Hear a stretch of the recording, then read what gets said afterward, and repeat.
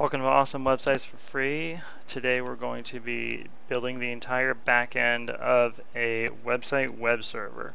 A lot of tutorials out there kind of do bits and pieces of it, and they kind of leave out this or leave out that, but instead of having you guys fend for yourselves and kind of fill in the blanks, I'm going to do the entire thing from start to finish, even to the point where you build the web server, you upload your actual website to it, you figure out your routing stuff so that it has a outward facing public IP address, and you even link it to the domain so you have a fully functioning website.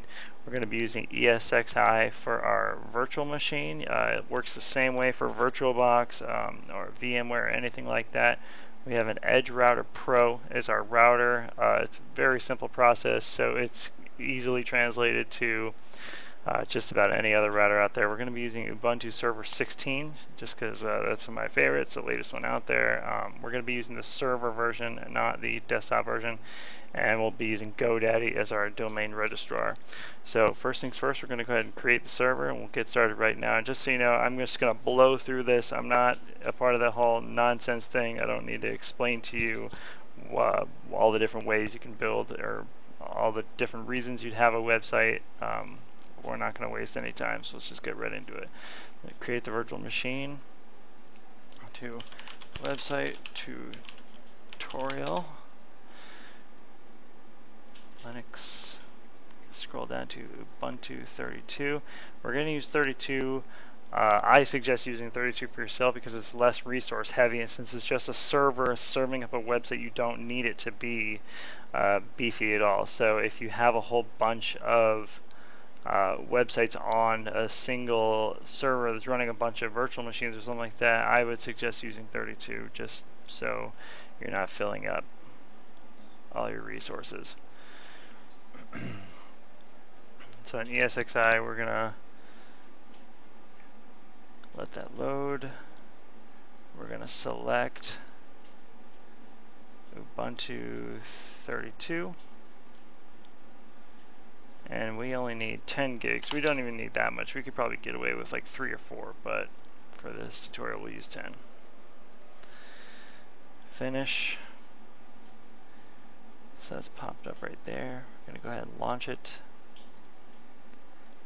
I'm just going to blow through this installation. I can do another installation on how, or another tutorial on how to install Ubuntu Server if you guys really want me to. Leave it in the comments, but I'm sure even me just blowing through that is going to be more than enough information because it's insanely simple. Really, I'm just hitting enter over and over. It defaults to no a few times. You're going to click over and hit yes. You're going to set your username and your password. Other than that, you're just hitting yes over and over and over.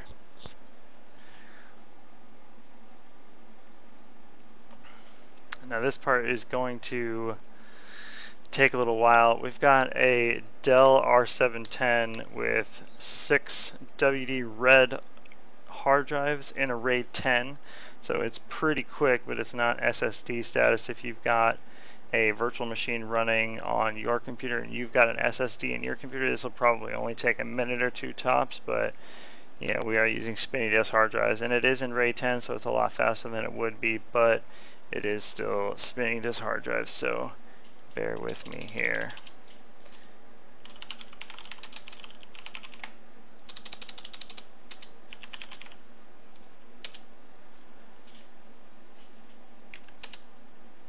So you can't have a space.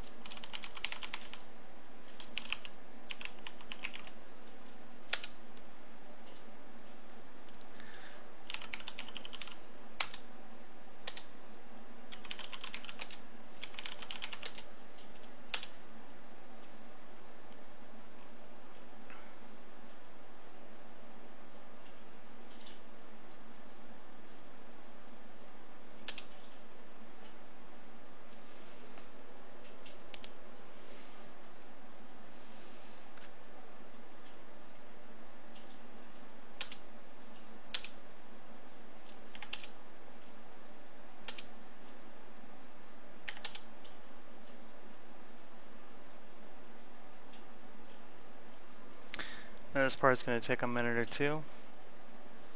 feel free to fast forward a few seconds.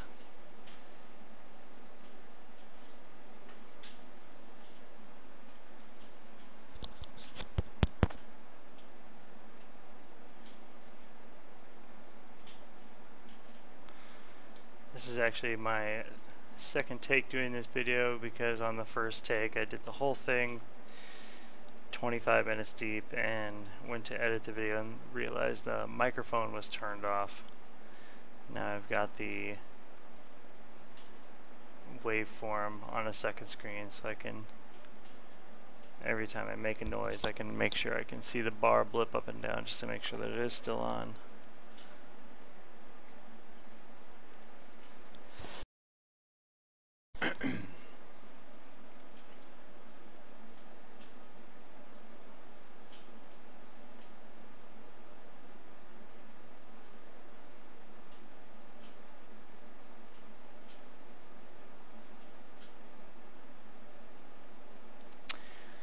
Really great thing to know how to do, setting up a website, all the different reasons you can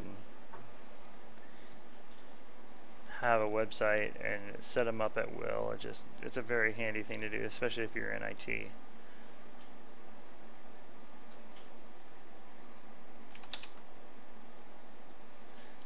Most people don't have ESX. Okay, so this is a important part. If you're installing it from the server, it's going to give you this ability to install a couple packages.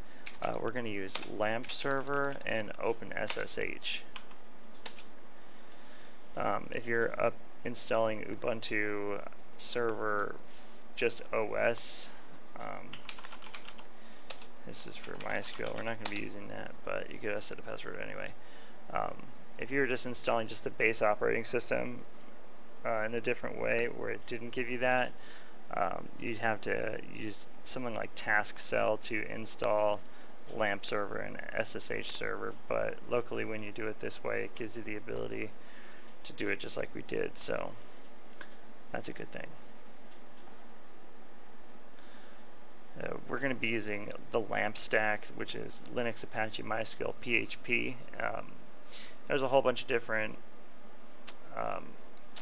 web server programs you can use. I like Apache just because it's so insanely simple, easy to set up, pretty reliable.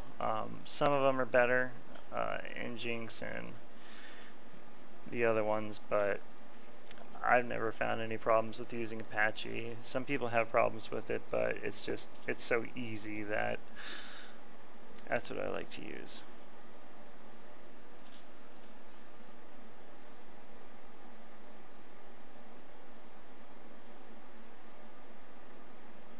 We're just about finished here. Now as soon as we're done with this one, we've got all this taken care of, we're going to go ahead and upload the actual website to the web server. We're going to be doing that using WinSCP and PuTTY. As soon as this is finished, we'll get an IP address for it, and we'll know how to connect.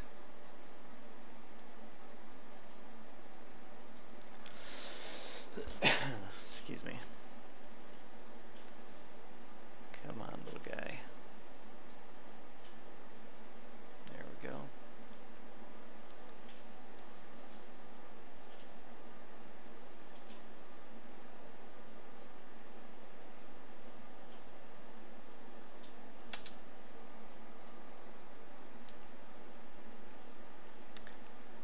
All right.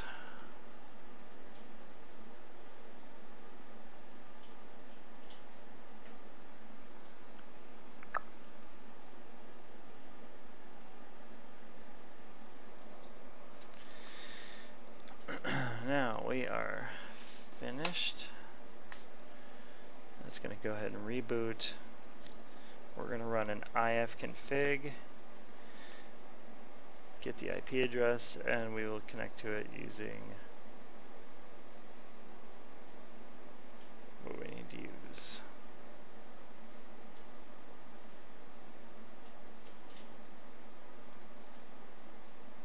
Okay, so free link.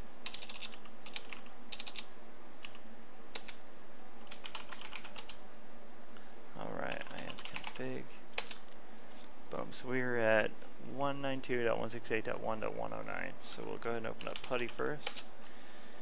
192.168.1.109. Yes. Free link. And then we'll go ahead and run a sudo -i to get root. The -i gives you root forever, which is awesome. So let's go ahead and do WinSCP.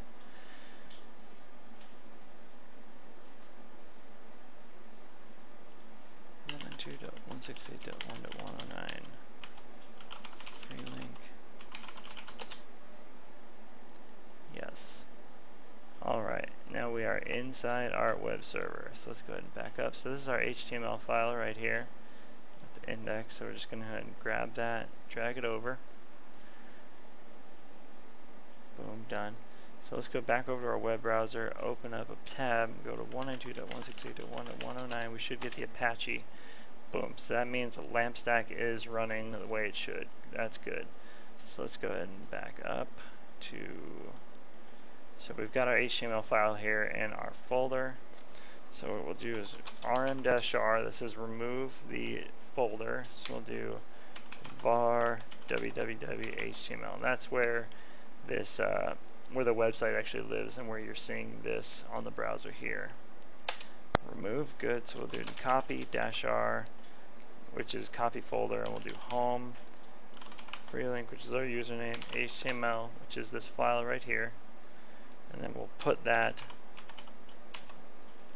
var www, where the website lives. Now if we refresh this page, it should give us our website. And it looks like it worked. Perfect. Now we can go ahead and mess with our router settings. So like I said, we're using the EdgeRouter Pro. It's going to be a lot easier if you've got a stock Cox or Comcast or CenturyLink or whatever modem, but EdgeRouter Pro allows us to have multiple IP addresses, and that's how we're going to do it. So we're going to use this one right here, 96.73.40.157. And these IP addresses are going to change as soon as this website or this video gets published. So you know, feel free to DDoS it. You'll probably be ruining some poor guy's day, but that's your call. So we'll go ahead and add a source rule. Web server tutorial ETH0, which is the port that our internet is on. So this is going to be 96.73.40.157, which is our public IP address, and the source is going to be 192.168.1.109, and that's the address of our web server. I'm going to go ahead and let all protocols go through.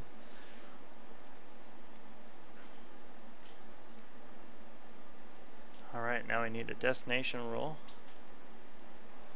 Web server tutorial, which is ETH0. So this is going to be 192.168.1.109. All protocols, destination, 96.73.40.157. Save. That lets the router know that when you dial this IP address, that when somebody dials this IP address, that it sends it to our locally hosted right here. Now we just need a firewall policy to let it through. Edit. So we're going to add one and say that the destination of 192.168.1.109 is accept all destination of 109. Perfect. We can probably tell that, give it a name, but it doesn't really matter.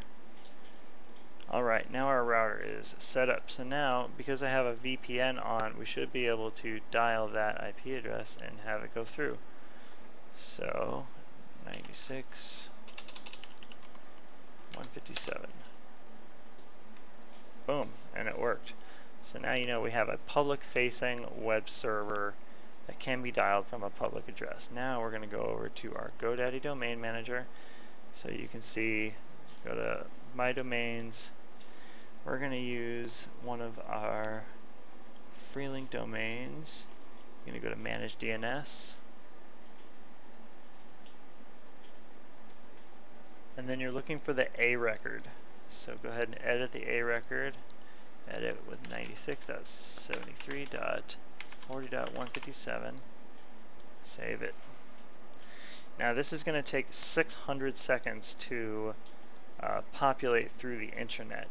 So what that means is every 600 seconds the GoDaddy server refreshes and is going to let this through. So if we go up here and we go to it now, freelinkcontrol.online, boom.